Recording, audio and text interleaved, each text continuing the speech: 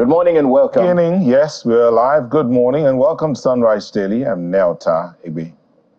Good morning and welcome. I am Bukola Koka. Amaya Makine, good morning and welcome to the program. We'll begin this morning by giving you a repeat broadcast, so to speak, of the President's speech at the UN General Assembly. Of course, those of us who are aware would know that the UN General Assembly, the 78th, is happening, and the theme is rebuilding trust and reigniting global solidarity, accelerating action on the 2030 agenda and its sustainable development goals towards peace, prosperity, progress, and sustainability for all.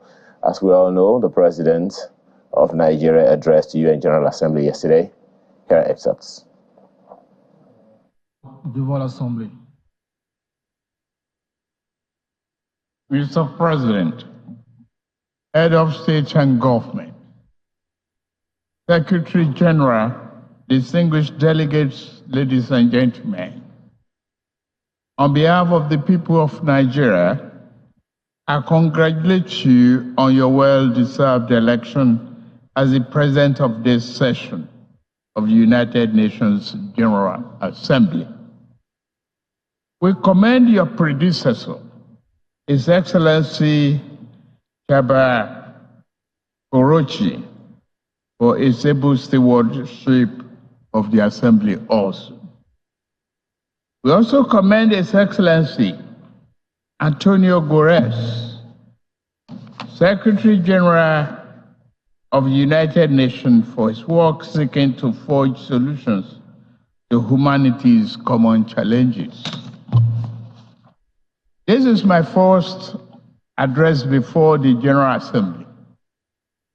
Permit me to say a few words on behalf of Nigeria, my country, on behalf of Africa, my continent, regarding this year's theme. Many proclamations have been made, yet our troubles remain close at hand. Failures in good governance have hindered Africa, but broken promises, unfair treatment, and outright exploitation from abroad have also exerted a heavy toll on our ability to progress. Given this long history, if this year's theme is to mean anything at all, it must mean something special and particular to Africa. In the aftermath of the Second World War, nations gathered in an attempt to rebuild their war-torn societies. A new global system was born, and this great body, the United Nations, was established as a symbol and protector of the aspiration and the finest ideas of humankind. Nations saw that it was in their own interest to help others exceed the rubbles and wasteland of war. Reliable and significant assistance allowed countries emaciated by war to grow into a strong and productive society. The period was a high water mark for trust in global institutions and the belief that humanity had learned the necessary lessons to move forward in global solidarity and harmony. Today, for several decades, Africa has been asking for the same level of political commitment and devotion of resource that described the Marshall Plan.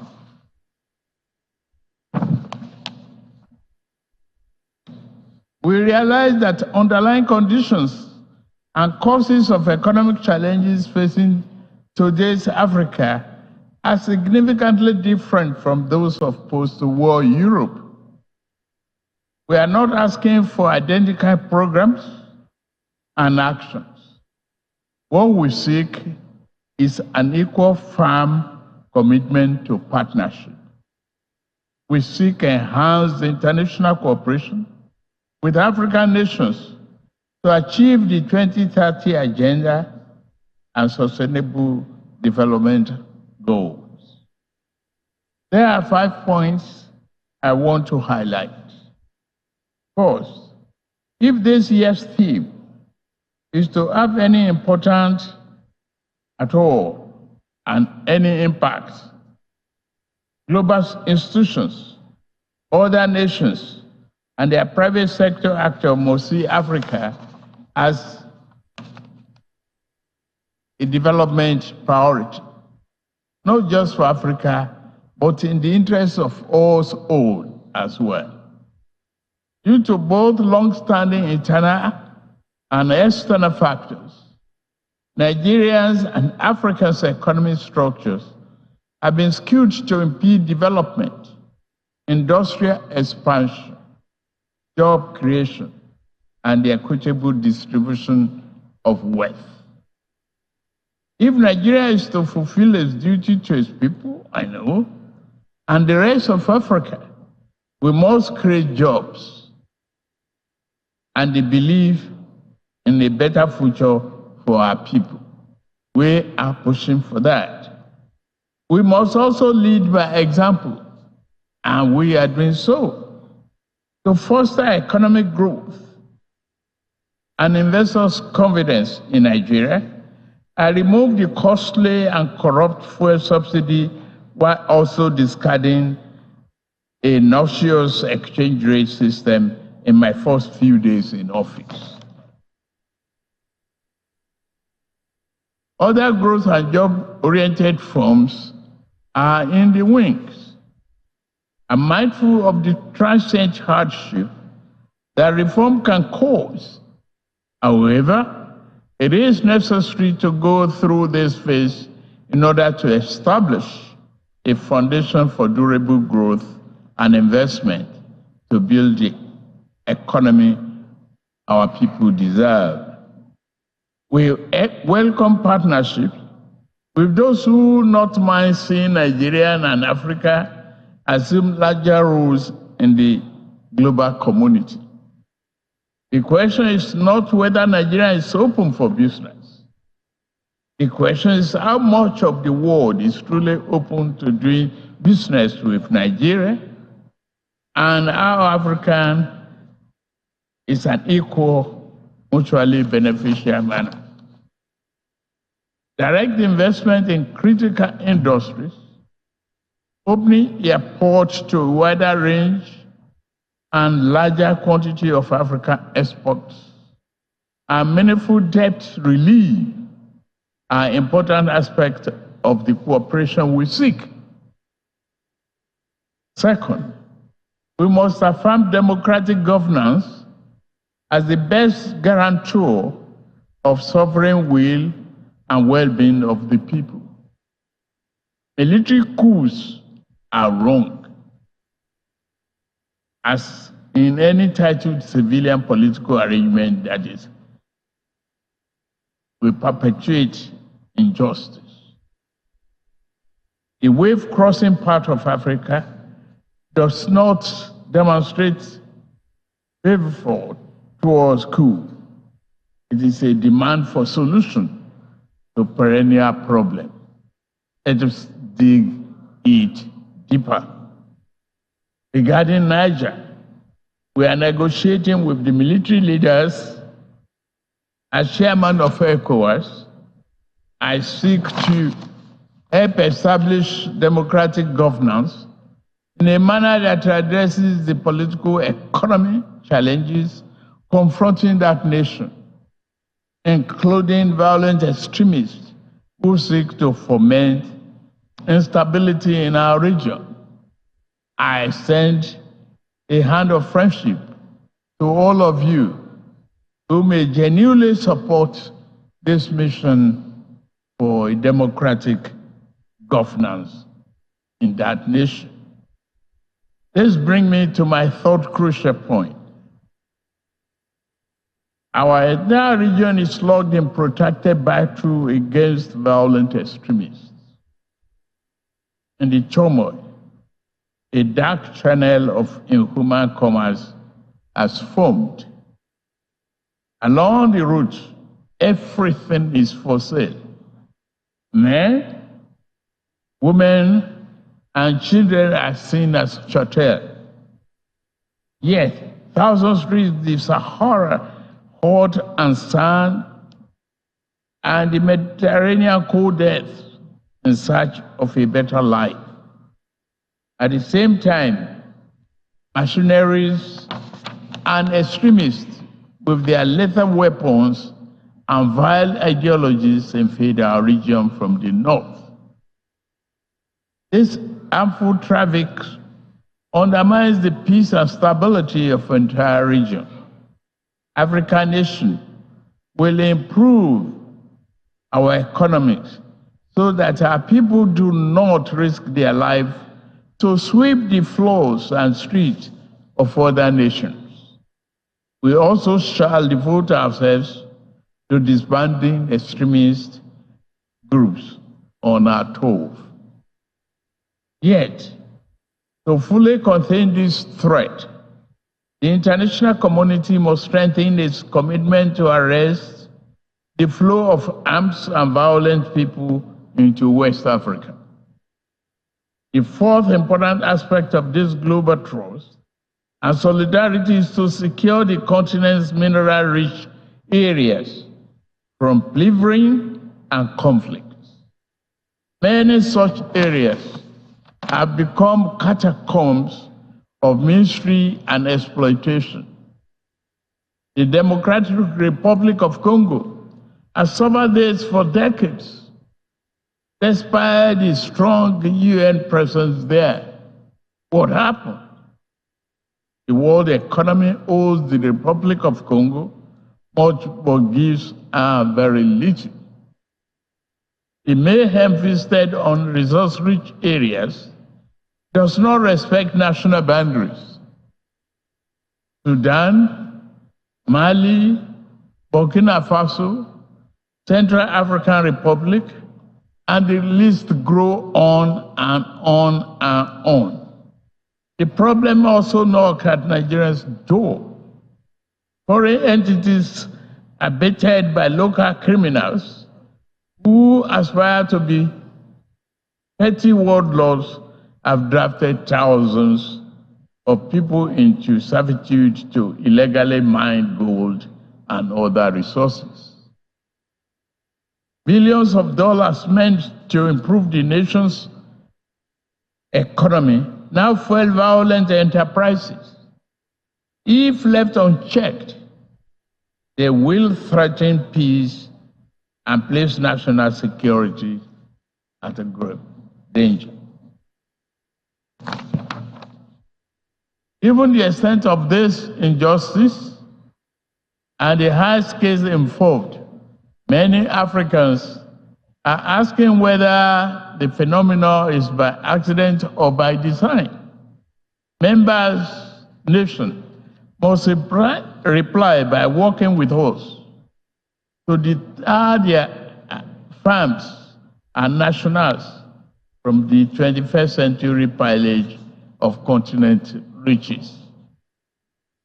Fifth, climate change severely impacts Nigeria and Africa. Northern Nigeria is honored by desert encroachment, founded from the north. All are arable lands. Our south is pounded by the rising tide of coastal flooding and erosion. In the middle, the rainy season brings flood that kill and displace multitudes. As I lament death at home, I also lament the grave loss of life in Morocco and Libya. The Nigerian people are with you. Please note that. African nations will fight climate change, but must do so on fair and just terms. To achieve the need popular consensus, this campaign must accord with overall economic efforts. In Nigeria, we shall build political consensus by highlighting remedial actions which also promote economic good. Projects such as Green Wall to stop desert encroachment, halting the destruction of our forests by mass production and distribution of gas burning stoves, and providing employment in local water management and irrigation projects are examples of efforts that equally advance both economic and climate change objectives. Continental efforts regarding climate change will register important victories if established economies were more forthcoming with public and private sector investment for African preferred initiatives. Again, this will go far in demonstrating that global solidarity is real and working. As I'm about to close, let me emphasize Nigeria's objective accord with the guiding principles of this world body: peace, security, human rights, and development. In fundamental ways, nature has been kind to Africa, given abundant land, resources, and creative and industrious people. Yet, man has too often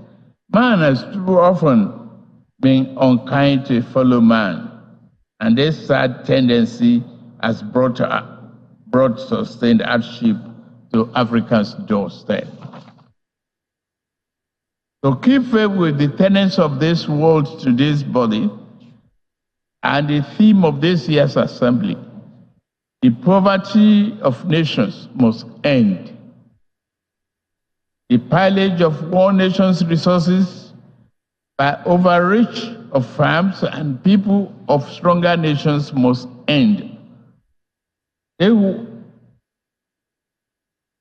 will of the people must be respected. This beautiful, generous, and forgiving planet must be protected.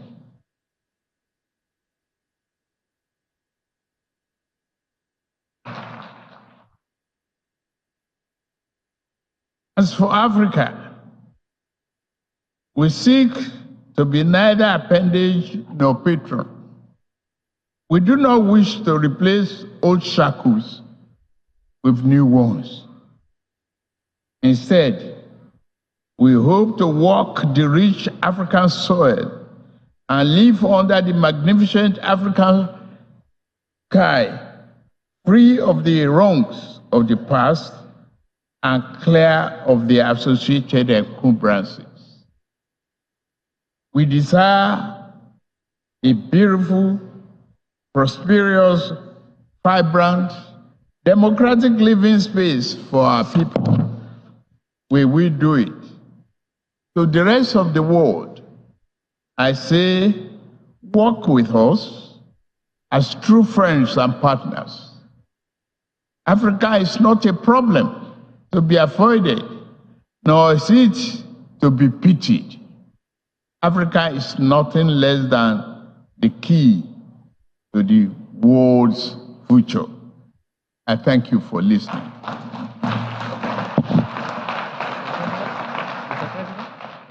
That's President Bola Tinubu at the UN General Assembly, the 78th. And of course, it's quite a lot to take away. But one of the stories we led with is Africa does not wish to replace old shackles with new ones, as the president at UNGA 78. Quite a lot to take away, wouldn't you say? Yeah, interesting, Ayo, from talking about the need for, the West to see Africa as an equal partner, just as, the same background for building Europe, Africa is also seeking, those partnerships as well.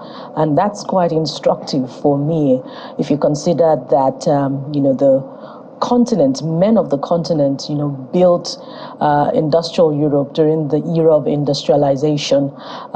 Their sweat and their blood, built Europe. But then again, is Africa also presenting a united front on many of those issues that particularly President Bola Tinubu raised, when you consider that he also talked about violent extremism in Africa, and how those countries on that corridor, particularly in Europe, must help partner with the rest of African countries in the Sahara, in the Sahel, to combat the influx of light weapons fueling extremism in that corridor. The question you would ask is, those countries, are they on the same page in terms of, are the reasons for coups and for violent extremism?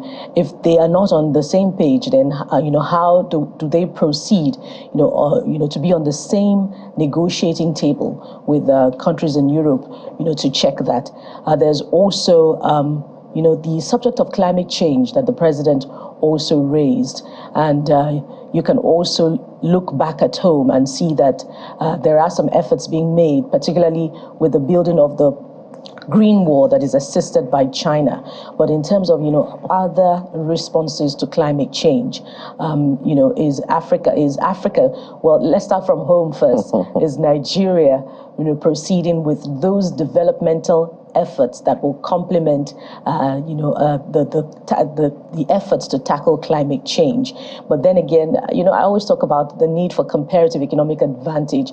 There are other natural resources that Nigeria must tap into, but balance it with efforts to tackle climate change and still, shore up revenue back home. And those natural resources are not necessarily green, but Nigeria is lower in terms of carbon emission footprints back home. There's so many other areas to touch, but let me allow Enti to weigh in on this.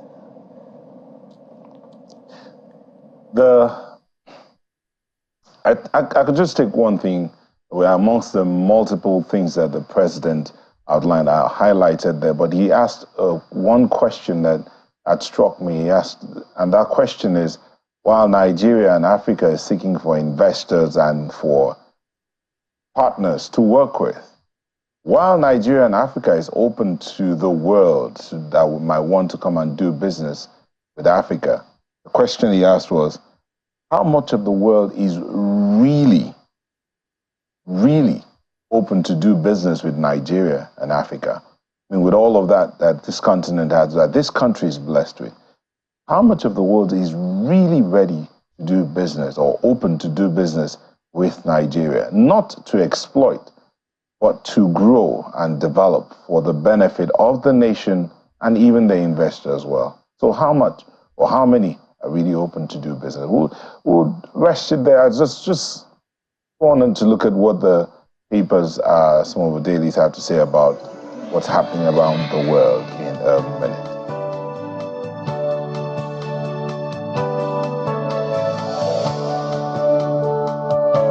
President's speech at the UN General Assembly, but I'll start out with a look at the Tribune and the leads with this other matter. Yes, the president is out there at the UN General Assembly talking about things, democracy, democratic governance, and the importance of allowing democracy to thrive. And some of the things that are happening here that might test that statement. Atiku Abubakar Obi filed 86 grounds of appeal at the Supreme Court. That's what the Tribune, Nigerian Tribune, is leading with on their front page. That story continues on page 16. They want the Apex Court to nullify Tinubu's victory at the PEPC, that's the Presidential Election Petition Court. It continues on page 16. Our silence, not an act of cowardice. That's that matter between the former President Olusegun Obasanjo and the traditional rulers in Oyo State. They say their silence is not an act of cowardice. But just below the nameplate, most Nigerian politicians are destiny destroyers, not helpers. That's coming from Bishop Akbe. But I'll rest it there from the Nigerian Tribune. will be Daily Independent this morning, which chose a slightly different path. Atiku asks Supreme Court to declare him president, lists 35 grounds for nullification of presidential election petition court judgment. Obi urges Apex Court to nullify Tinubu's victory. Also, the Labour Party candidate filed 51 grounds of appeal. So collectively, that will be 86 grounds of appeal. Yeah. And right under that, you see CSOs ask Akpabio to resign over alleged sham impeachment plot. What's brewing there? You find out on page 7 of Daily Independent. There's just one rider there that provides an insight. Say action targeted at pitting senators against Tinubu. And right under that one also, bordering on health, diphtheria outbreak worsens in Kano, Borno, Bauchi, as described to doctors. It's also a page 7 read. What's happening with the health systems in those states? Let's leave it there for Daily Independent. The Daily Times has something a little more concerning on its front page this morning, and it literally calls out the National Assembly. OPS, as the organized private sector, accuses National Assembly of stifling businesses chasing away foreign investors. Whoa. Says it's in Supreme Court with legislative arm over summons, invitations, and guess what? Mum's the word from National Assembly. The details of that continue on the inside pages. And one more story. No increase in fees for returning AAU students. That's according to VC. Find the details of that on page 4. That's the Daily Times newspaper this morning. And indeed, let's go on to look at Daily Trust. And Daily Trust leads with this one. Again, gunmen ambush security operatives, burn corpses in Imo. That's what Daily Trust is leading with. 8 soldiers, police, civil defense among victims. Police launch manhunt, panic grips residents. Governor charges security agencies. Then this other one, Katina Monarch breaks silence over compulsory retirement. That story, you have to pick up the Daily Trust and read on page 13. 20,000 schools, 907,769 classrooms needed for out-of-school children. That's coming from UBEC. Quite a lot of work there that needs to be done. And that's it from Daily Trust newspaper. The next here is This Nigeria, which also shows a completely different path, albeit very, very concerning. Listen to this. Bloodbath in Imo as gunmen kill 8 soldiers, policemen, others. Set bodies ablaze. That's the beginning of the riders. Burn patrol vehicles. Uzodinma vows to fish out killers of Imo JTF operatives. You find details on page 6 of This Nigeria. What's happening, particularly when you consider that the governorship election in that state is just weeks away. Well, let's go above the nameplate now to see this one.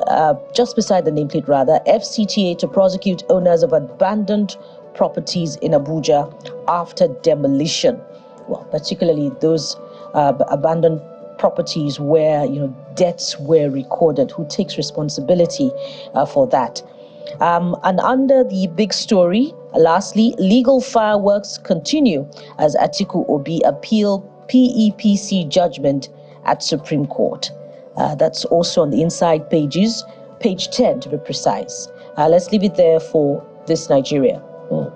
Business Day has this one on its front page. It's a big story on the front page of the paper. Cardoso faces Naira inflation interest rate hurdles. No doubt something concerning. Story continues on page 30 of the paper this morning. And also remember that the president mentioned in his conversation with the president of South Africa something around solid minerals. Well, there's an analysis on the front page of Business Day why Nigeria's solid minerals sector is crawling. Details of that and more on the front page of Business Day. Yeah. And probably the last one we'll take here is the Guardian newspaper. It says, Tinubu seeks better deal to end extremism, Africa's exploitation. That's the lead on the Guardian newspaper. You see that picture of the president superimposed on the UN General Assembly chamber. Below that, you have Angoyo APC members pelt Ganduje entourage with sachet water. Why? What's going on? Go check out news page 6 or thereabout, I think. Yeah. So you'll find details of that on news page 6. Then, family demands incident report. Repatriation of passenger that died aboard Egypt Air. That matter is still not clear. I mean, it just broke that a Nigerian who was on Egypt Air passed on, and another story there of another Nigerian who passed on. Again, justice being sought, and protests that happened across in Oyo, I think Ibadan or thereabout, for Mobad. All eyes on the judiciary. Atiku approaches Supreme Court to void PEPC's judgment on presidential poll. And this other matter, we took a story one time of a woman who, some victims of organ disappearance in Plateau State. But see this one, a 12-year-old boy with missing intestines dies at Lasso. It's at the bottom of the Guardian newspaper there. And with that, we end the look at what some of the dailies had to say. We'll be back in a moment to begin our conversation. Don't go away.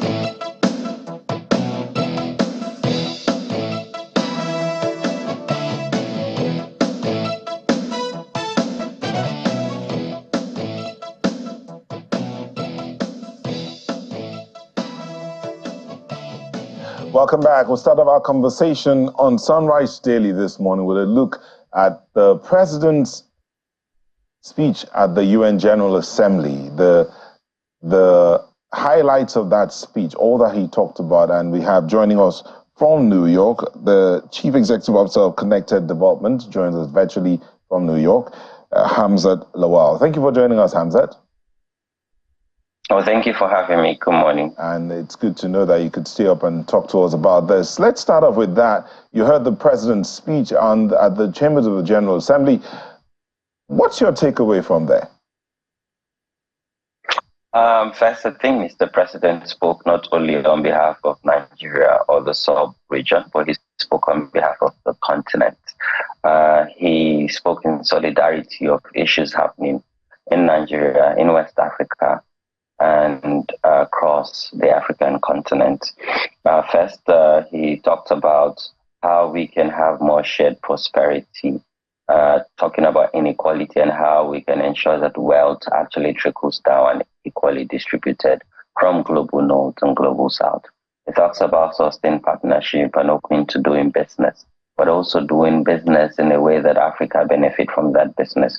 He talked about climate change, setting on course an ambitious climate agenda. First, he talked about broken promises around climate change, where world leaders in Paris had committed $100 billion annually to support countries like Nigeria and other African countries that around mitigation, adaptation, loss and damages and technology transfer. He talks about solidarity in the case of our neighbor and other countries around the West African region where military juntas are toppling democratically elected government, and expecting an olive arm from the global north to get support, and working as the chairman of ECOWAS to explore diplomatic means to bring him back democratically elected government to this country. He talks about prosperity and opportunities for young people. He talks about governance and why Africa is backward. And for me also, maybe to wrap up, he talked about debt burden, so it's really key, because if Nigeria must enjoy an economic growth, we must ensure that our partners from around the world reduce this debt burden, or even eliminate this debt burden, because currently we're carrying a huge debt burden as a country. And as a new administration, he's talking about how can we get debt relief so that we can then use resources generated within our country and also get support to put Nigeria on a pathway to achieving the sustainable development goals. So it's so if in summary, one could say that the president basically was looking at from the present into the future. No need to look at the past. Yes, definitely. And even if he's looking at the past, he's taking lessons from the past, where we cannot afford to do the same thing again, where we cannot afford to make commitments as world leaders and then break those commitments. Because the theme of the UNGA talks about, public trust and also solidarity. And we know that even amongst world leaders, they don't trust themselves, because over the years, over decades, they've made commitments, they've made promises, and no one have really kept to those promises. So yes, Mr. President was bold, Mr. President was courageous, and he was very specific. There was no ambiguity in his speech to world leaders in the General Assembly in New York, here in the United Nations. Okay, Hamza, just hold on a moment there. My colleague Ayo has some assignment to carry on real quick, and then we'll come back to you on some other things that the president talked about. That question, for instance, how much of the world is ready to do business really with Nigeria and Africa? We'll be back to you shortly. Let's Ayo come in here. Ayo. Well, interestingly, we are continuing that same conversation here with Adeni Ikuno, who is a researcher and public affairs analyst. Thank you so much for joining us this morning. I appreciate the privilege of the invitation. Well, perhaps speaking in the same vein, Hamza started with his own takeaways from the president's speech. What are yours? Well, I think it's important to do a general assessment of the speech. There's a tripod of assessment in political communication. The first will be the content of the speech. I give him 9 over 10. The chronological presentation, 7 over 10. Then in terms of, what he intends to see from that, I definitely would think I give him another 8. So that's the general assessment of that. But when you talk about the specifics, if people listen to him carefully, he indicted Africa first with regards to the things that the continent has not been able to do. But he indicted the West on 3 accounts. The part one of the last of what he said was broken promises. He talked about outright exploitation. And I'm very happy that he was able to put his points across in that regard to say, quite frankly, we're aware of the issues and let's speak to it. And that, I think, is what is expected of somebody who is the leader of the regional body. You should be able to speak truth to power. And such opportunities don't come except you find yourself in the exalted offices and the past that accompanied that of a president. So I think that is one thing that he has done. But at the same time, we need to understand that the 78th UN General Assembly, it is towards the 2030 Sustainable Development Goals achievement, which is very key. If you did a very careful study of the SDG goals, you must agree with me that the first talked about no hunger, the second, end poverty, the third, good health, the fourth definitely looks at qualitative education. If you come to 5, gender inequality, if you go to 10, it talks about reducing inequities. Agenda 1 to 17, nothing has about security. There's no word called security there. You have justice, you have peace. And if you look at it... how about 16, which talks about collaboration and peace and security? I have to say this. When you speak to issues of peace, you have to speak to issues that decisively end wars.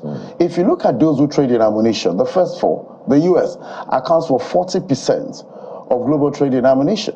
Russia, about 16 or 17%. France is third in 11%, and of course China at about 5.7%. If you look at this aspect of what has actually destroyed the continent, because President Bola Tinubu did not only speak as Nigeria's leader, he spoke on behalf of the continent of Africa. On record, over 200 coups have happened in Africa. About 83 of that have succeeded. And every of the coups we have been prosecuted by arms imported from across the Atlantic Ocean. And this is a very key discussion, because if we're talking about the quartet of what the president also mentioned, he talked about peace, he mentioned security, development, and of course he talked about development. He talked about, more or less like the economy. It must be noted here that none of the things said specifically can result in anything impactful if we don't actually look at how we can break off such things that continue to allow wars. Then I also appreciate one thing in his speech where he said, the West, you try paraphrasing him, the West should endeavor not to continue to what, more or less keep Africa in subterfuge, which is very key here. All of these discussions are towards letting the West understand that we have a continent that has come of age, and I appreciate the fact that he spoke from a point of view that we want to be places and peoples that you collaborate with. And I think that that particular statement he made also corroborates what William Ruto, the president of Kenya, has been saying in the past few months regarding the emergence of Africa and the need to actually have equitable partnership in progress. Something the president also said that I think is very, very interesting, and I don't know how the world will take it, or the West will take it, when he says Africa does not wish to replace old shackles with new ones. That is, if Africa itself is not welcoming the shackles, given the kind of visits and clamor for more of Africa that we've seen in the past years. Okay, let's look at the respective coups we've had, more or less record 5 in recent times, are always associated with different kinds of inequalities, and it is coming from the French government. If any of us understand that Chambere Kwao, the Zimbabwean American, how she was removed as, the permanent representative of the African Union, that speaks to the issues of the shackles. And I think that the incidences of repeated coups on the continent, these things are indicative of the lapses that many leaders have actually brought to the table of political leadership because they're in cahoots with the West. In France, for instance, those mining the uranium of France have children working amongst them. And if we're talking about not allowing children to be enslaved to work, which of course is one of the key areas that the United Nations is concerned about, then why does France accommodate child laborers in Oramo, in Niger Republic, and of course people look the other way? So when you're talking about reinventing old shackles, most definitely let's understand that before the birth of the UN, obviously at the birth of it, the Marshall Plan was to actually help countries get out of the debilitation from the Second World War. And now the president is reminding them that template worked for you, because at the point they talked about the Atlantic Charter initiated by the US to enable the emancipation decisively of many African countries, the dynamics were different. The dynamics has to change. The dynamics have to change now. And for those dynamics to change, you need somebody that will remind them. And that's why the president talked about failed promises. I wouldn't tell, I know Bukola has a question. I wouldn't even put it at the doorstep of the West as opposed to the doorstep of Africa itself, because it is African. He accepted that at the opening. But let's say this. The instrumentalities of Africa's economic survival is designed after Western template. The Bretton Woods institution have been part of the financial strength of Africa since the end of the Second World War. By implication, what does that mean? It means that we do not have an independent formula, because let's say this, we forget that the Bretton Woods that have enabled our finances are also institutions with shareholders that want to make profit, and they have designed it in such a way that it appears as if maybe in 2050 that's what begins to get emancipated. I'm glad you talk about emancipation. Yes, and please. What's happening on the West African corridor. Yes, that's please. The coups which the president also pointed to. But really, when you look at that area, whether it's Mali, Burkina Faso, they are on one side, and then the other part of West Africa are on one side. So that unity that is required, for Africa to present, before those nations where the president is asking, look, you have to help us tackle violent extremism, is not there. So as Africa, first of all, emancipated itself from mental slavery that is required. Well, I think that your point is very valid in this conversation. And do not forget that according to documented histories of civilization, superior civilizations have always emasculated subordinated civilizations. You'd agree with me here that if you look at the incidences of coup across the former Francophone regions of Africa, you'd agree that as much as those countries want to really free themselves, you can't do that because even, for instance, in Niger Republic, you have about 1,500 gendarmes there in Africa. For instance, after the military personnel took over, they instructed Sylvain Ite, the ambassador of France, to leave. France had the temerity to tell them, he's not leaving, we listen to Bazoum. President Bola Ahmed Tinubu spoke on that issue regarding allowing this continent decide for itself. And I think that it is key for us to understand that many things that have affected us really are things that we should have spoken as one against, but we still have a lot of things tied to their teters. Let us look at a situation where you have somebody tell you that all the profits you make or the monies you make must be domiciled in their central bank, and the country itself, called France, is the one that has a right of refusal if you discover any new mineral. And you find out that when such statements are made or certain pacts are signed, AU, ECOWAS, the regional body, and African Union, of course, often don't speak to this because they feel these are independent territories. But let's look at it. The hypocrisy of the West is really beyond words. The first person that actually presided over Niger as a president was there for 14 years. One of the things that the West must do to show us that it is ready to allow Africa thrive is at the slightest observation or confirmation of a despot in power, you should do an immediate severance of your ties. But if you look at all of this, look at Gabon, for instance, father and son. France continued to deal with them. If France was willing, ditto many other Western countries, to allow Africa thrive, then at the moment somebody altered, for instance, the constitution to want to stay in power, ditto Alassane Ouattara, such things must be spoken against, and even the United Nations member countries that are truly democratic should begin to speak to such, so that we can know that for Africa, it's a democracy or nothing else. Talking about, the hypocrisy of the West, I wonder if, that finger will not point back home as well, when you consider that even outside the premises of the venue of the meeting, you find Africans protesting. You'll see that, the protesters are carrying placards against bad leadership in Africa. And I'm coming to you now, Mr. Yusuf, what exactly, is Africa doing about leadership deficit, and how will it count against, the speech of the president where he's canvassing for debt relief and, equal measure of export from Africa?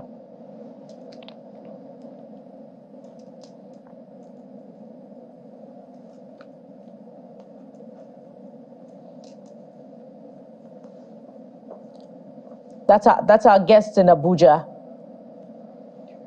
Mr. Hamzat, that's for you. Oh, thank you. So, it's no secret that currently Nigeria and Africa has been exploited. If you go to the Northwest today, where we have gold reserve,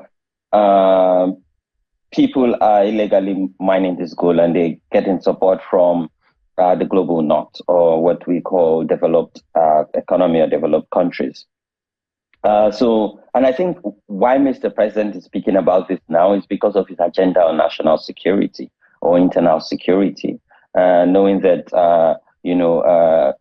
Malam Nuhuribadu, who heads NSA, and his new service chief are probably working on a robust agenda around tackling illicit financial flow and illicit mining of Nigeria's vast resources, because we know some of this crisis is tied to actually the resources in these communities, and having these foreigners or elements of foreigners who are fueling the crisis that we're currently experiencing in those areas.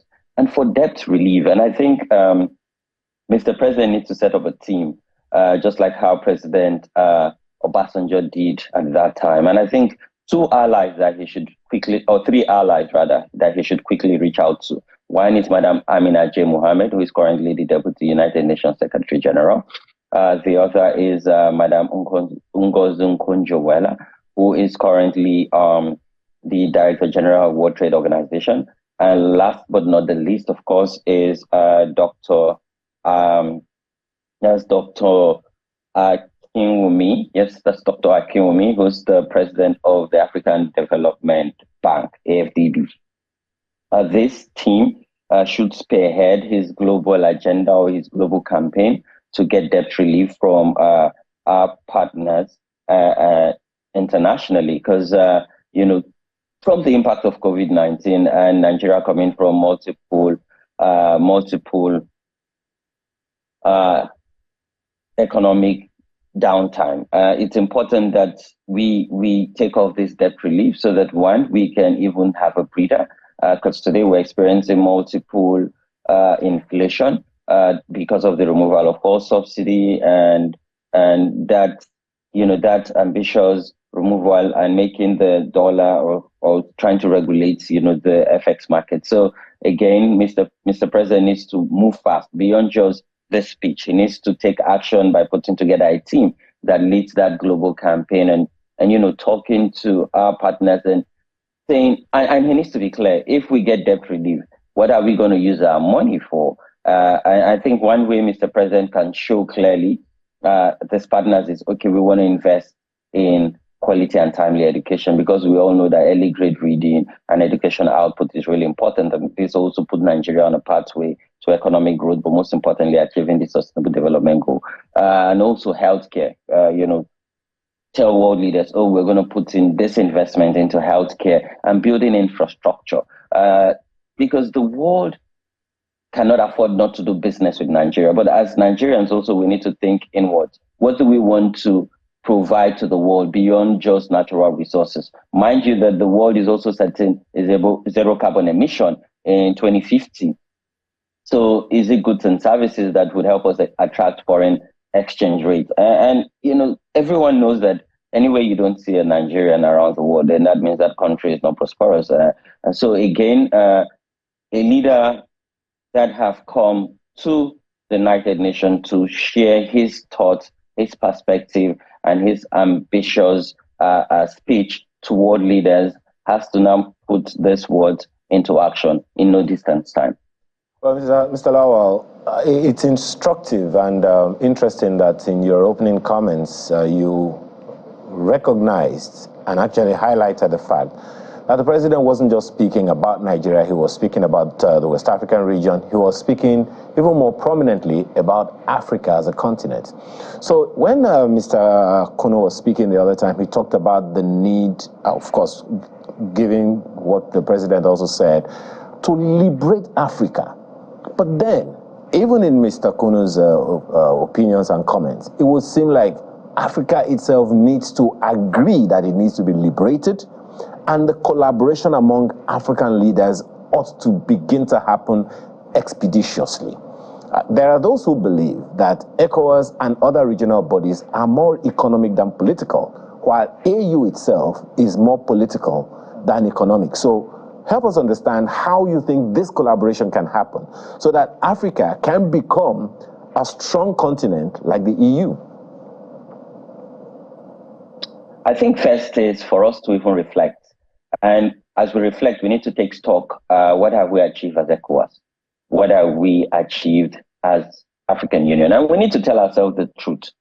Within the South region as ECOWAS, we don't even have an identity, an economic identity, in the sense that there is no legal tender that is acceptable across even the West African region, let alone the African region. Now let's look at the impediments of even immigration or migration. Like, within the continent, there are countries in Africa that we cannot freely travel to or even transport goods and services to within our own sub-region within the continent. Yes, we have the Africa Continental Free Trade Zone, but how have we operationalized it? And what are the gains and benefits of it? And I think as a continent, we need to reflect and tell ourselves the truth.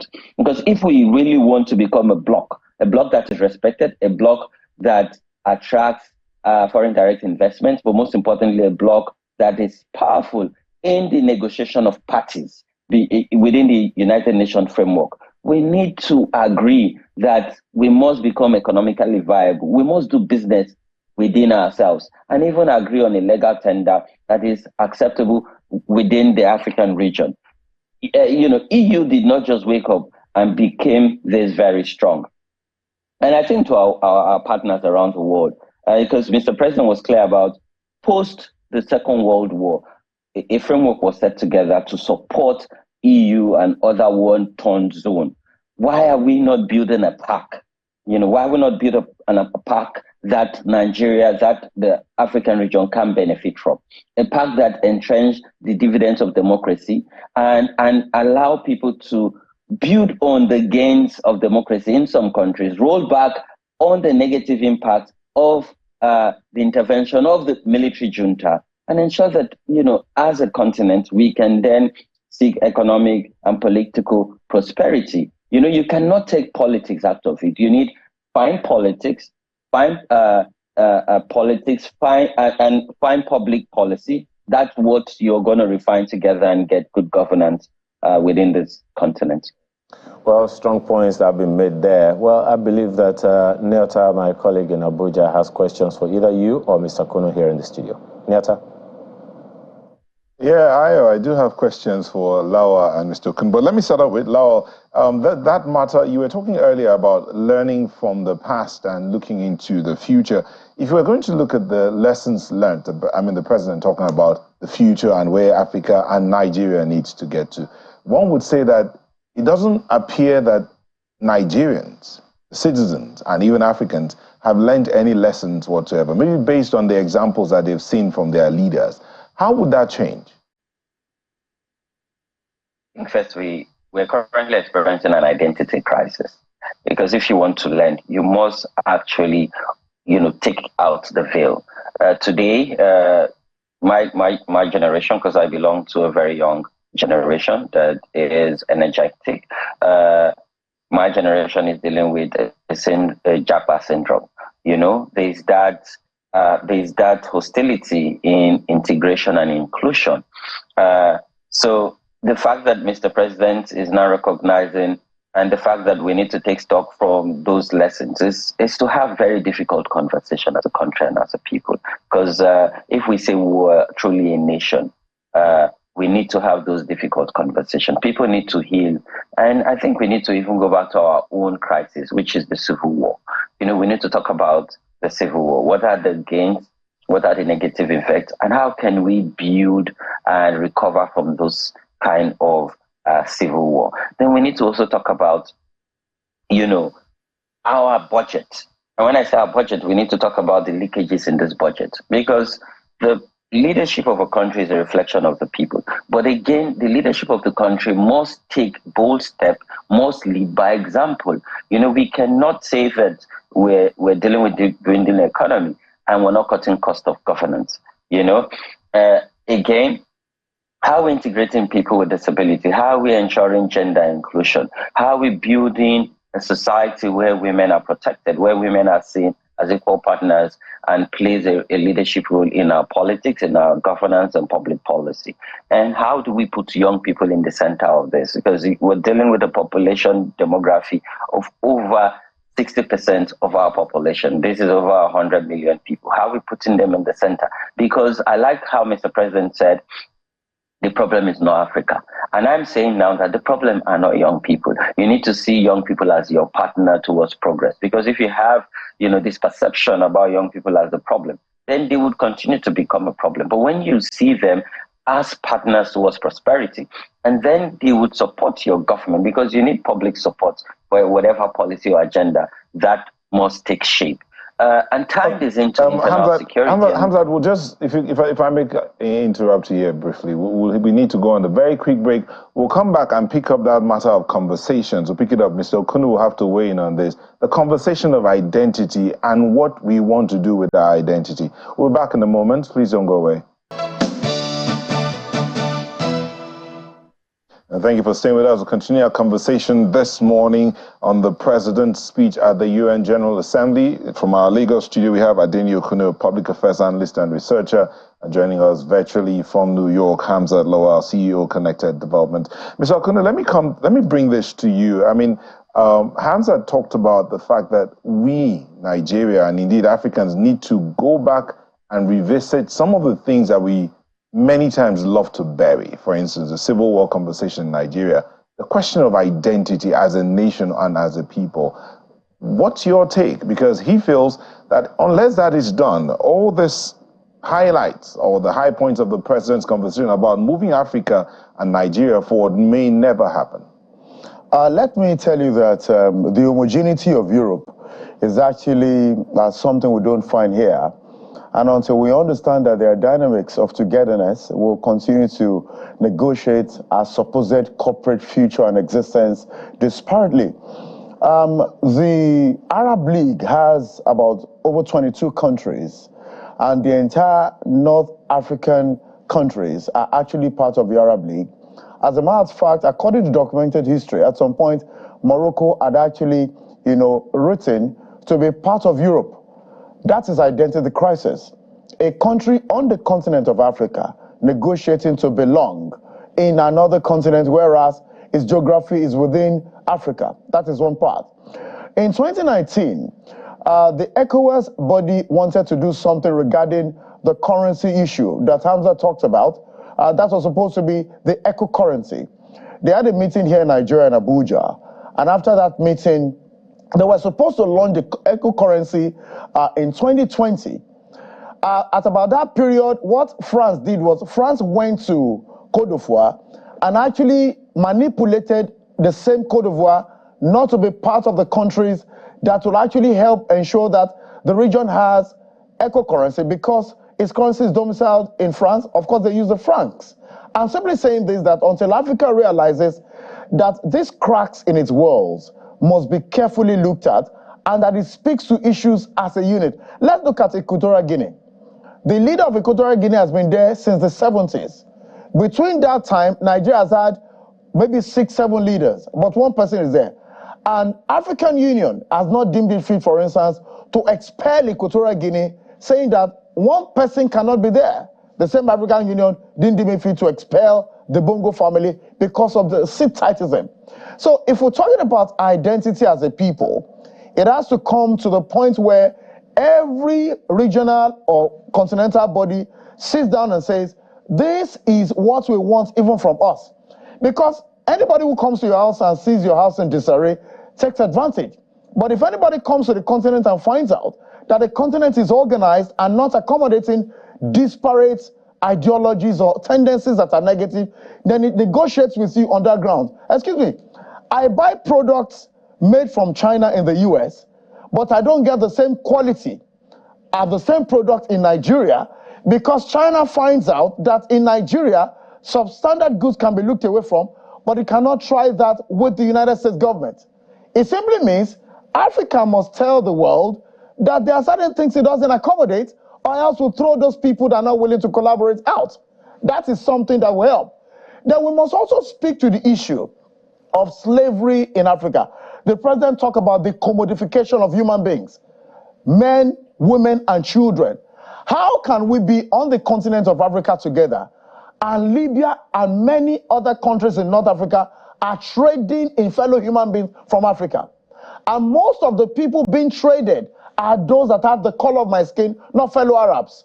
In fact, about 120 years ago, the Arabs have a culture of selling, I need to say here, people that are from this side of Africa that have the color of my skin.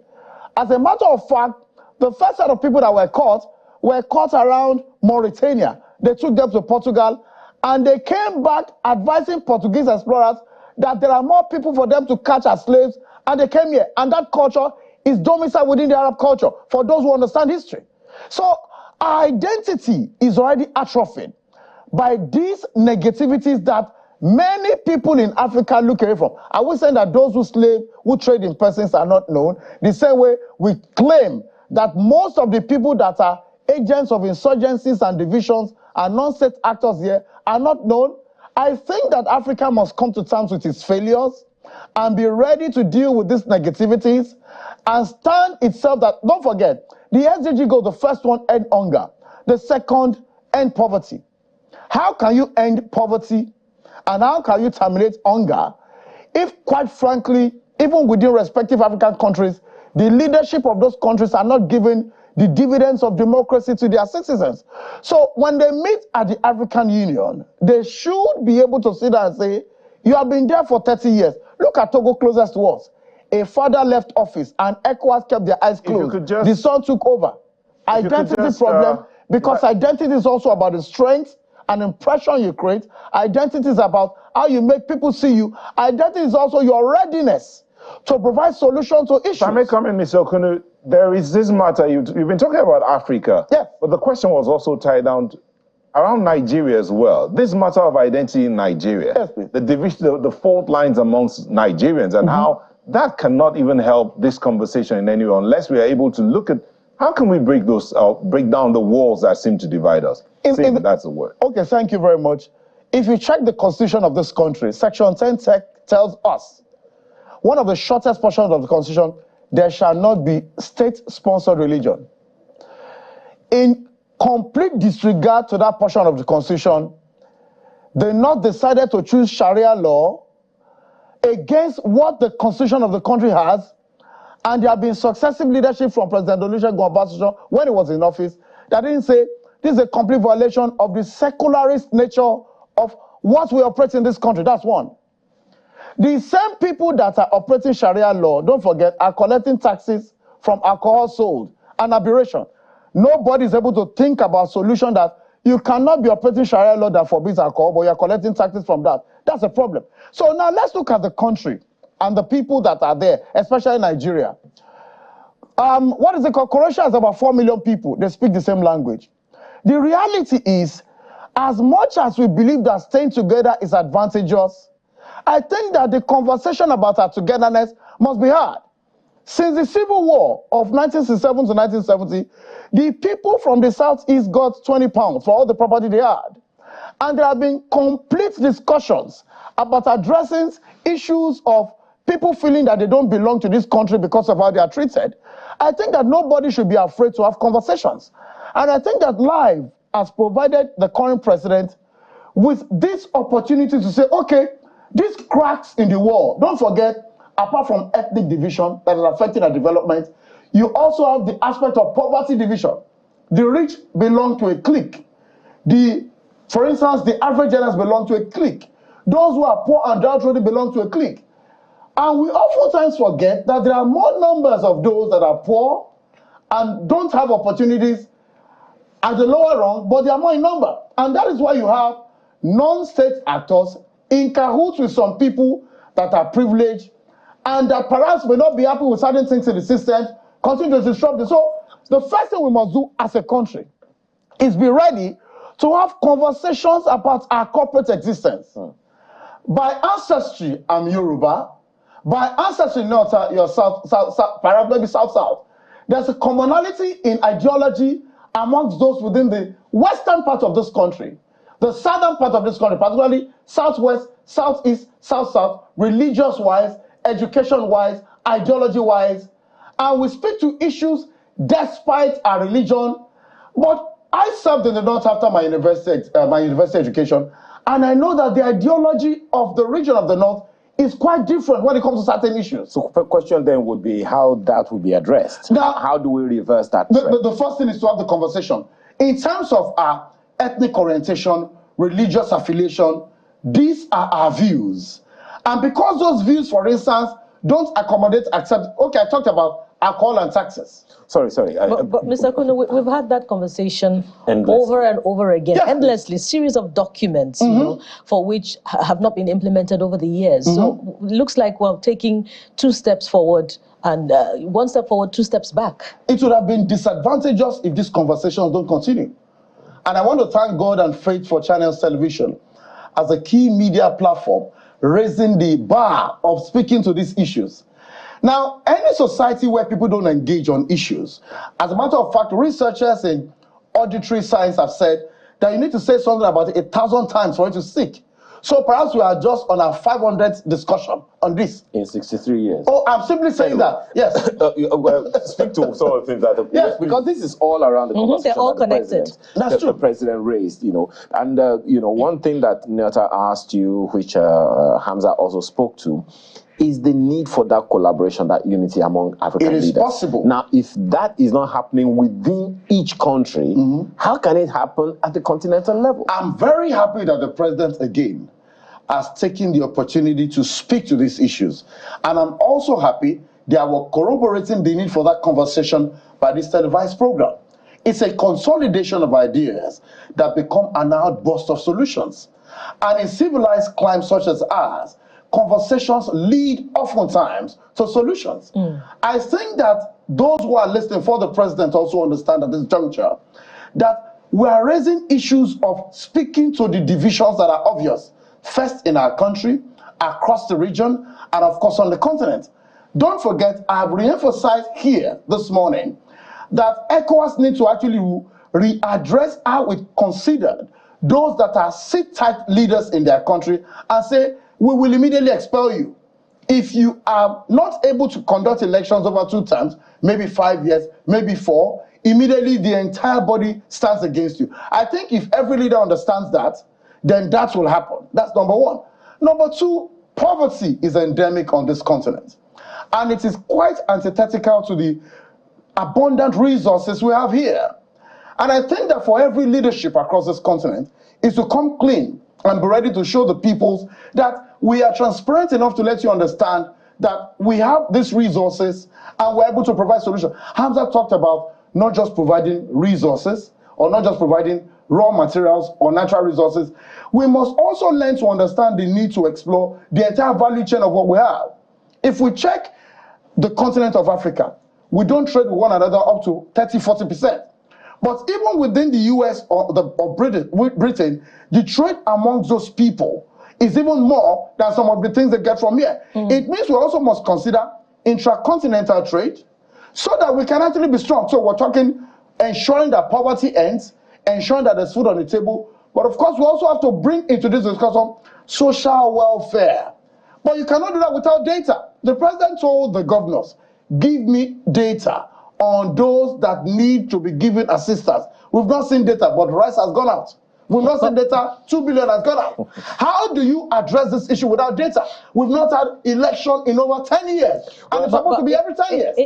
In the absence of, you know, the common identity, eco-currency, accountability and leadership, which are key issues that we need in Africa, the president also talked about something significant when he recalled history, you know, that gave rise to the Bretton Woods institutions and the United Nations that rose to the occasion for Europe with the Marshall Plan. He's saying we're not asking for the same, you know, level of programs, but we're asking for political commitment. So how do we approach that in the absence of all these key factors that we require? We have to look at the mirror. The Nigerian community is the one that provides, for instance, a individual. There's a Wale Adebayo, the one who is actually with the United Trade Bureau.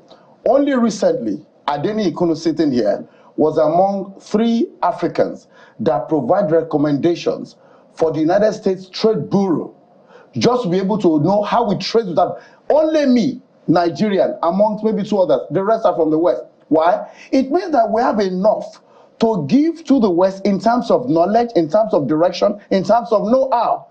It means, therefore, that this country and Africa must begin to harness its resources so that oftentimes it can negotiate on its strength and not on its weaknesses. And then the biggest resource that Africa has is certainly its people. We could continue this conversation, Mr. Okono, but we are completely out of time. I really appreciate the privilege of coming. Adeni Okono is a researcher and public affairs analyst. Thank you so much for your time. Thank you. I appreciate the invitation. But Nyata, you know, you were speaking to Hamza the other time, and he mentioned something about young people. I'm wondering how we'll be able to fully engage African youths long term to ensure that whatever gains we have today, we don't lose without properly engaging them. Nyata. Yeah, Hamza, you heard that question from Ayo. How are we going to engage African youth so that the gains that have been gotten are not lost? Well, first, we need to invest in history. You see, it's really sad and unfortunate that at one point there was a conversation about military rule in Nigeria's in uninterrupted democracy for the past 20 years. We need to invest heavily on history so that we can get a knowledge and historic bank within our country, and also learn from other African countries like Rwanda, where, ethnicity, religion, and even military play a role that has continued to impact them negatively. I must commend President Bola Ahmed Tinubu. He has just appointed a minister of youth that is actually young. This is unprecedented. And I see that he has also appointed advisors and aides that are relatively very young with experience, capacity, and knowledge. And I think this is how you extend an olive branch to that demography. We need to continue to see more young people integrate into government and have that shift. But also, how do we plan for the future of Nigeria? Is to invest in education, and continue to invest in education, because if you look at the future of this country currently, and to be honest, it's blink. It's blink in the sense that when you go to grassroots communities, particularly public school, I'm a product and a very proud product of public school. But when you look at various public institutions, and this is also tied to the theme of the theme of the United Nations General Assembly, rebuilding back public trust. We can only use public institutions to rebuild trust. We need to invest in our education, in our public institution. And maybe to wrap up my thought is to bring Nigerian police in the center of this. You see, what we have is the Nigerian police force. I think we need to change the name to the Nigerian Police Service. I say this because, everything is about perception, and the name that one's bear inspires the kind of perception that the people see them as. I know President Bola Ahmed Tinubu is committed to strengthen public institutions, but Nigerian police force is key and is central to all of this, because this in most grassroots communities, what they see as a sense of government or governance is a Nigerian police. There is no place in this country where you don't have a Nigerian police outpost. So it is key that one, their remuneration is reviewed upward. We provide them with resources for training, for equipment, and we safeguard them. We cannot afford to continue to lose the lives of Nigerian police.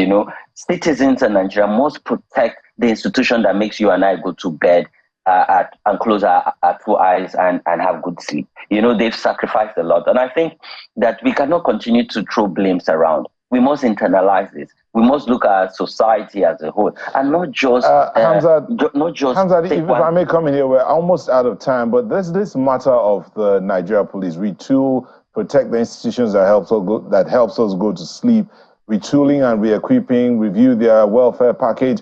There are those who would argue that it would be a lot of work, because it will require a mindset retooling. That means retraining the entire police force, and not just about equipment, using equipment and all that, but mindset. It will require recruitment of new people with a different training curriculum, and this would take a long while. What do you advise should be done? So first, President Bola Ahmed Tinubu said, I asked for the job and I'm up to the task. That being said, you see, we have one of the finest Nigerian police officers. When you engage the Nigerian police officer in their various offices, who are investigators, who are intelligence officer. And then when you also engage the ones you see mountain patrol or checkpoint, there's that big gap, in terms of capacity and knowledge. Yes, we need to provide some level of training, but we also need to show that we have what it takes. And we have some very fine police officers who are making Nigeria proud and who are even getting international recognition. I don't think this is rocket science. I think that if there is a will, there is a way. And what we need is the political will and that commitment from Mr. President and from our service chiefs. And you see, Mr. President has sent a signal, that he's particularly interested in ensuring that Nigerian police take over internal security. And that's why we have someone like Malam Norubadu as the NSC, with vast knowledge and experience on anti-corruption, but also intelligence gathering from the Nigerian police. So again, I think it's the will, I think it's that commitment, and setting a timeline for us to look at how are we going to achieve this together as civil society, as government, as private institution, but most importantly, as Nigerian people.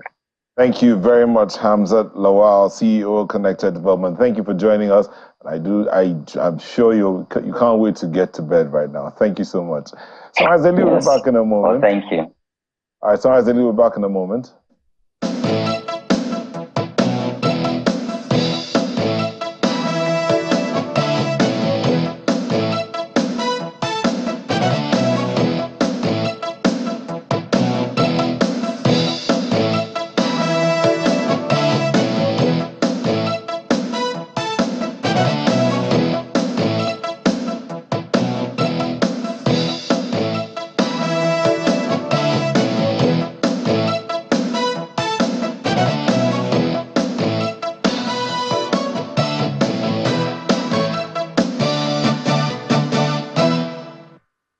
Thank you for staying with us. Verdicts and votes. That's the next conversation we're having. And Professor Paul Ananaba joins us this morning. He's a senior advocate of Nigeria. Thank you so much for joining us today. Thank you.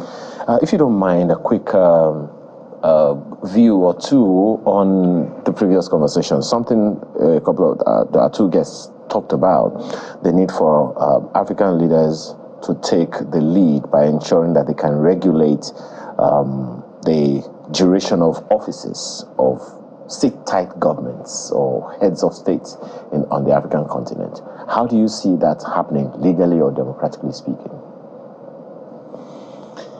Well, we don't have that problem in Nigeria, and we're not likely to, because our constitution is very clear on tenure. So, but for some African countries, their constitution may allow them, and some of them are military in nature. But the problem is that beyond the constitution, in some countries, the level of development is so, and population and all that is such that the leader or the leaders can manipulate and get tenure elongation and all that. You knew when it was tried in Nigeria, you knew that it didn't work and it won't work. The complexity of Nigeria cannot allow a sit-tight leader. So you do 2 terms maximum and you leave. And I don't want leaders to begin to go into tenure issues.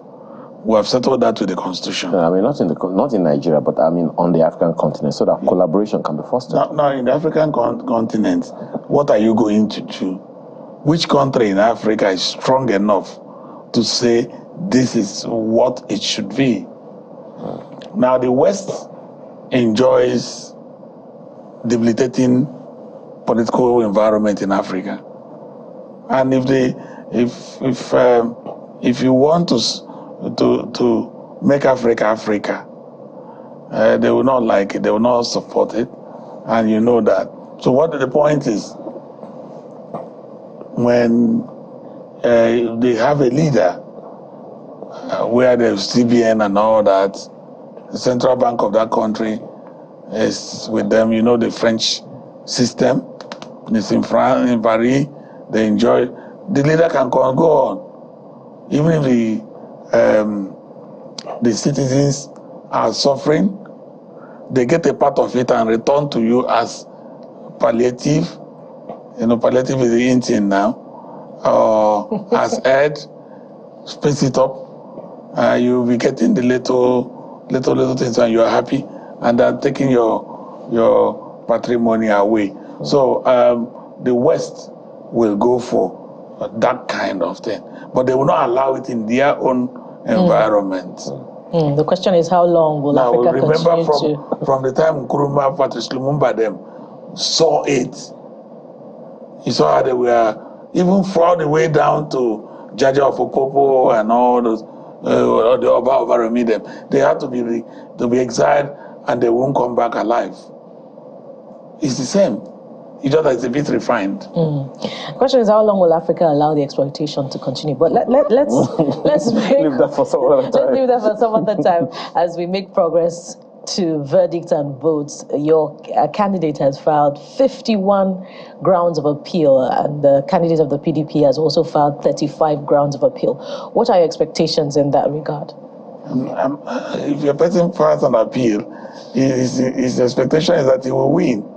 So You can't fire, we didn't fire 1 or 2 grounds, 50. It means that if any one of them is upheld, then we are serious. But that's not what I want to discuss. We have done what we ought to do, constitutionally speaking, and we should encourage constitutional development. We should encourage resort to the Constitution rather than resort to violence. I knew that many people would have thought that, oh, there would have been boys, so yeah. No, we've gone beyond that. We should argue the issues. But a lot of your colleagues agree that the work of the Presidential Election Petition Court was thorough because they cited precedent and they cited also some aspects of, supporting laws, to the Constitution. And, bearing in mind also that hardly can your team or the team of the PDP present new evidence before the Supreme Court, how do you hope to surmount the challenges before you? I'm happy you said some of our colleagues have that view, and it's fine. It's a good development that at least some people can disagree with us, but we don't agree with them. And that's why we're able to find 50 grounds why we think that things ought to have been done differently. And whether we are right or wrong, we now go before the Supreme Court. So that's the point.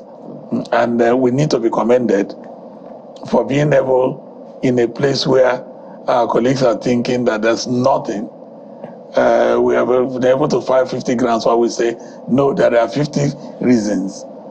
You understand? And that's what I was trying to say, that law does not develop in a country when there is docility, legal docility. And what it means is that,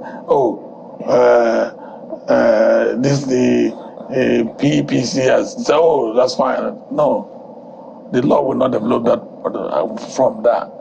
The law will develop if we put the law to legal scrutiny and legal, except those who are saying it are saying that the Supreme Court cannot do anything. If they are saying so, we will also disagree with them. This is a 5-man panel. We are now going before a 7-man panel. I'm not saying that we may not be women in it, a 7-man panel, and we have implicit confidence that the Supreme Court So are you approaching, pardon me, are you approaching based on the optimism that, there is the need for constitutional development, but that the Supreme Court will affirm what the PEPC has done? The point I'm making is that that's the reason why the Constitution provided for the Supreme Court. And we have not come with 1 or 2 grounds that you will say, but this doesn't seem, you only have 2 complaints. If we have multiple complaints, I'm not saying that. It means that we have also done our thorough work in scrutinizing the judgment. 2 people can be looking at the elephant, can be touching the elephant and saying different things. Well, certainly. The point that we are making is that from our own point of view and our resources available to us, we have been able to find 50. And we're optimistic that the Supreme Court will be dispassionate in looking at it. And the Supreme Court can go either way. Yeah, 86 grounds in all between the PDP and the Labour Party. Are any of these grounds that were presented or not presented before the PEPC? Those are grounds those are the arguments that can be canvassed as we go to Supreme Court. The point we are making remains that what you may look at from in us over 700 pages of judgment, where I like this analogy where we say that a businessman that drives through the street of Lagos will say, what a city, full of businesses, everything can be turned to money, business. Another person, in first place, I say, how scanty this road is. What of road is this? So it's a question of depth question of interest, question of focus. We are firm and we are moving on. Are there some of those grounds out of the 51 that you'd like to, emphasize, touch upon? No, I wouldn't, because I am a member of the legal team, and our opponents are not here to reply. So that would be unfair. Okay. But you wouldn't think that a team of lawyers will just draft grounds that are not grounds. Okay. Well, that sounds very pregnant. But there's something that you said about your expectations, being a legal practitioner, senior advocate of Nigeria, a member of the inner bar, as you say, at that. And the confidence that you expressed that this will help to strengthen the judicial processes in the country. But then speak to this. Now speak like you are not part of the entire system. There are those who feel that when I win, there is justice. When I don't win, there is no justice. How do you respond? More people will feel that way. And that's why the judiciary needs to be independent, neutral, and non-partisan. And then this confidence must be rooted in the legal system, in the judiciary. And then it has a psychological restraint from doing self-help. When you win, or there's judgment in your favor, your first psychological reaction is fine, the judiciary is the best. And that is the reason behind the appellate process. It is in the appellate process that you begin to see the other man that lost will be saying,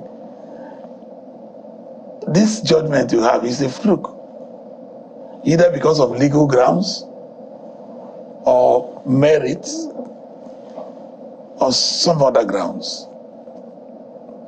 Now, mostly the politicians, they are more happier when they win, and that's why they will tell you, go to court. Isn't the lawyer also happy? The lawyers may be happy because maybe I speak advisedly. If you are doing a case as a lawyer, you ought to have done case analysis. If you bring a brief to my firm, we will subject it to case analysis, so we have an idea whether we will win or not. Because the law is, the judicial precedent is there. Even though most of those precedents are no longer reliable in our legal system today. You can get a decision this way today, and it goes this way. But in a classical legal system, in the Nigerian space, you will find that you can determine with certainty what the principles of law, what the Supreme Court has said over these points clearly. Okay, Prof, I'd like you to weigh in on this one. I'll tour the path of Ayo as an independent individual of the inner bar. Yeah. It seems like the candidate of the PDP is very firm in his resolve to upturn the case at home, and then he has approached a U.S. court and asked it to compel Chicago State University to produce documents, information or objects on the president to permit inspection of same, and it appears that the U.S. court has ruled now compelling the State University to do likewise. Yeah. How does that impact on the case at home? I'm not in the PDP legal team. You see, the law is, at the Supreme Court, the court it looks at justice. They look at justice. They can overrule themselves. They can take any procedure. There are provisions in the Supreme Court rules and the Supreme Court Act that allows them to even discard everything, get to the root of what is just and take a decision. But even at that, Yes. even if the PDP candidate and its party get fresh evidence, they can't tender it before the Supreme Court, can't they? Can they? I'm not going to take arguments here. But I know that, that's why I told you that you cannot tie the Supreme Court. You cannot. And our Supreme Court has done well over the years. Okay. Well, they will look at the matters as they come. You cannot wake up and then say, oh, the Supreme Court can do this, cannot do this. No, you are not talking about Court of Appeal or the High Court. You're talking about the Supreme Court. That's why they're supreme. They're supreme because they will look at, they can raise some issues on their own and say, what about this? So then speak to us before we go to another issue. How do you react, or how does it sound to you when some legal practitioners impugn the judiciary, particularly the integrity of court judgments, or even the Supreme Court? It's sad. There's that latitude to analyze the judgment of a court, be it the High Court, Court of Appeal, or the Supreme Court. But impugning the court or abusing the court or the judges is wrong. Is there a system within your industry? No. When a lawyer does that, he will be subjected to discipline. The point we have is, in our system, people hardly come forward to give evidence or to report formally. You see, your due process. Often we don't insist on due process. And for example, if there's an issue like that and someone wants to ensure that the due process is followed, the next minute one or two people are calling, you will be calling, please leave now, people from your community and all that. That's it. But if we as a country begin to emphasize, even as a profession, that there should be sanction, the due process must be followed to the letter, some of these things will be curtailed. Okay. Now, you talked about the integrity of the judiciary and the supremacy of the Supreme Court. But then there are also those who are pointing at the role of the legislature and the sanctity of the legislative chambers. Perhaps that's the reason that Senator Bokachua went to court to stop ICPC and the DSS from investigating him over the indicting comments that he made during the valedictory session of the 9th National Assembly. Of course, the court has taken a decision on that, but then what does that say about the sanctity of the floor of the National Assembly? Does that mean? I think it's often described as the hallowed chambers. But you know that hallowed chambers, quite a large number of them are lawyers. And that hallowed chambers is populated by professional politicians. I hope you know that you can ask someone, what's your profession in Nigeria? He said, I'm a politician. I'm here to see complimentary card. I'm a politician. So when you have such situation, politics is a game of interest and not necessarily the hallowedness of the chambers. Now, when politics is immediately after the election that brought them there, they are thinking of the next election. It takes us back to the point that we have not gotten certain things right in our political system. The issue of political ideology being seriously taken has not taken root. Now, a Democrat is a Democrat. A Republican is a Republican. And that checks cross-carpeting unnecessarily. We are not patient. we only have political parties in name. You see a PDP person going to APC tomorrow, going to NNPP, going to UNGA, going to Labour Party. Those in Labour Party, for example, are they Labour principled? Are you with me? If they say do they accept Labour ideology? Those in PDP, are they Democrats?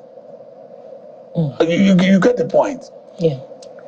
As long as we don't have that, even if you go to the Legislative Assembly, they are not talking based on the ideology and manifesto. They are talking based on, in this constituency, this is the party that will win. We cross over. And even the laws made to checkmate that under the Electoral Act.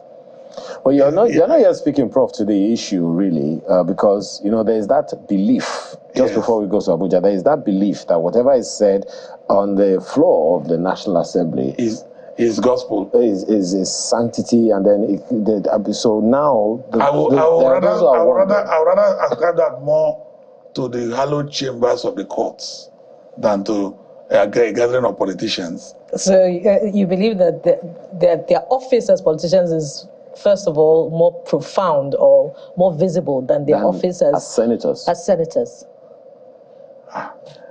Which it's just like 6.5. What are you? Which one? It's the same individuals you're talking about. Okay. Well, before we go to Abuja, Ayo, pardon me, Prof, weighing on this one, Justice Ekwo also ruled that the plaintiff, that's Senator Bolkachua, his speech on the floor is a confession of illegal acts and therefore cannot be protected by Section 39, subsection 1 of the Constitution. So what aspect of the law has he breached there, and what's the punitive measure that it attracts? And also, more importantly, who should be taking a cue from the ruling of Justice Ekwo? The distinguished judge has made pronouncements, and you remember that action was just to stop security agencies from going in and bringing out facts and evidence based on which there may be prosecution or there may not be. So this idea, I'm happy that judges are speaking up. In the past, you find a politician obtaining an order, stopping security agencies from probing and all that. That's not correct. The security agencies are in the executive. They should be allowed to do their work. They also should not witch hunt. They should build the integrity of, yes, they are doing a legitimate thing. Okay. Nyata. Well, Professor Nanaba, I was going to ask this question. So let me just read something here and then put the question. Leadership is the art of giving people a platform for spreading ideas that work. You said something about the issue of political ideology would seem not to be there. So we have the three arms of government, the executive, legislature, and the judiciary. And it looks as if the judiciary here is the leader, has become the leader of our political space, so to speak, helping to carve out a pathway for our political life as a nation. Sometime in Imo State, Governor Hope Uzodimma was fourth, and he went to the court and he was sworn in as governor. There are those who are wondering, can the judiciary be that leader that will set the pathway for our political life indeed, putting forth ideas that work for the good of the nation? Do you think that can happen? That's my question. There is a difference between what is and what ought to be. And I think this issue of what is and ought is what is playing out. The citizens believe that it ought to be this way. And the courts sometimes say, no, this is what it is. Let's not continue to vilify the courts. Once the courts are no longer there, where will we go to? Will you run to the legislature or to the executive? So that is not to say that the judiciary has run a perfect process all through. There have been issues of concern. There have been judgments that are controversial, and it's so all over the world. But ours, we have more because in one election cycle, you'll be getting up to 600, 700, 800 cases in the form of petitions, other pre or post-election issues. It puts so much weight on the judiciary. And it's just like when you're playing football, if out of the 90 minutes, 80 minutes is played within the half of a particular team, they either concede a goal or they have a penalty and all that. That's what you see. Let us start pulling back a bit. Let's take these electoral issues. Number one, we need electoral reforms. And I'll propose a few of them. If you don't want the judiciary to be so overloaded, before I make that proposition, look at our Court of Appeals. How many election appeals are they going to hear? The regular court cases are also there. What do you want them to do? They are human beings. The pressure, they will not have all the time to look at matters. Look at the Supreme Court. How many cases does the U.S. Supreme Court take in a year? But now, they are going to take the presidential, most of the governorships, and all that. If you add that to the number of Supreme Court cases we have today, it's baffling. Cases filed in 2010 have not been heard at the Supreme Court, many of them. It has not got to their turn. That's 13 years. So that's the problem. Let us, who are Nigerians, who are politicians, begin to help the system also, reduce the burden. The legislature there should be a thorough amendment of the Electoral Act. The Electoral Act still is far away from what I think will bring that kind of way that you now have fewer litigation and thorough determination. I'll give you an example of what I think should happen. I believe that we should move the onus of proof in electoral cases to INEC. That singular act will reduce election petitions by 50%. What does it mean? INEC conducts election. And after the election, it is the man who lost that will now go to tribunal. And from the decisions you are seeing now, everything he will do must be within 21 days in Nigeria. If he also wants INEC to come and give evidence in any part of it, he must bring that INEC person. He will swear affidavit with the witness statement within 21 days. You know it is not correct. It won't work. I guess it sounds like you are calling for an adjustment of the laws. Also. Yeah, the amendment, yes. Okay, all right. So if we would do that and say, okay, INEC, 7 days after every election, there must be soft copies of every process. Nobody comes to you to say, leave, grant us leave to go and inspect or not. You are neutral. Okay. You are not a party. In our elections, INEC should no longer be a respondent. INEC should be an independent party. Well, you call INEC, they bring all the processes, so that within 7 days, each party will look at it and see whether there is anything to compare. We can finish our election petitions all the way to the Supreme Court within 5-6 weeks. Wow, interesting. Well, we have to thank you very much, Prof, for this morning. It's been very, very insightful. Professor Paul Anaba is a senior advocate of Nigeria. Thank you so much for your thoughts this morning. And that's our program this morning. Thank you for the privilege of being a part of your morning. I'm Ayo Makinde. Have a wonderful and beautiful day. Indeed, we see your mails, but unfortunately we can't take them today. We'll bring you your feedback tomorrow. Thank you so much for watching this morning. I am Bukola Koka. And I'm Neota Igbe. Have a good day.